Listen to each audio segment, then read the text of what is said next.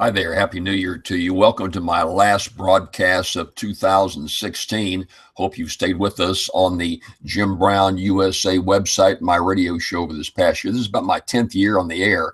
And I always find the Christmas time special as we move into the new year. Got my workout gear on right now, as you can see, ready to go out and get my morning workout. One of my New Year's resolutions, my new beginning, as I try to get myself in shape as an older guy and to keep the heart pumping. And that's always a basic resolution that all of us make. I hope you keep it, and I hope I keep it.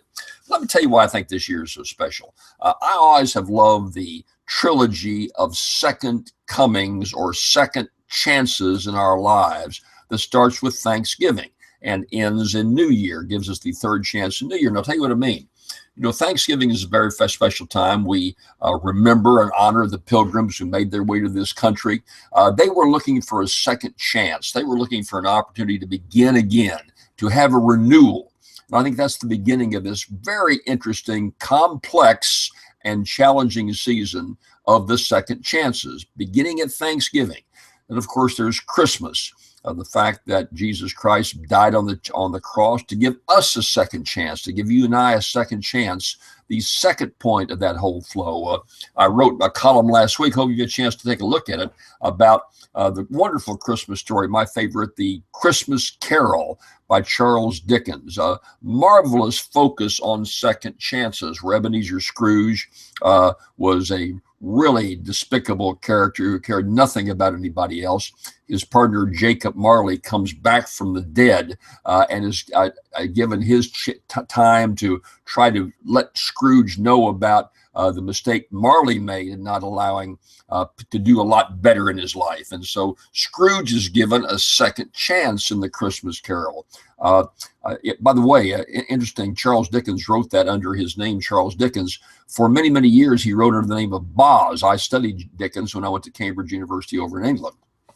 Very, very popular writer, wrote in something like, you know how we used to have Look and Life magazines? Well, he'd write a serial article each week in a magazine like that under the name of Boz. He wrote this marvelous story, The Christmas Carol, and said, hey, I better put my name on it, and made him this international celebrity. And he wrote so many wonderful books that I hope you've had a chance to read. In any event, in The Christmas Carol, Scrooge is given the second chance that reflects what Jesus Christ gave us when he died on the cross. And then the third part of the trilogy is the new year, a rebirth, a renewal. And that's what we're experiencing right now.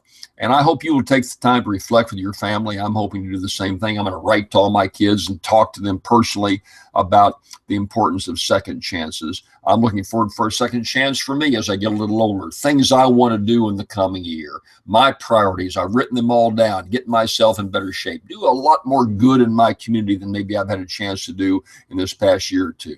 So it's a marvelous time of year if you look at the bigger picture, not just to get home for the holidays with your family, that's wonderful, but to reflect on your life and lay out priorities for your coming year so that you can make a real difference for yourself personally, for your family, for your friends, and your community.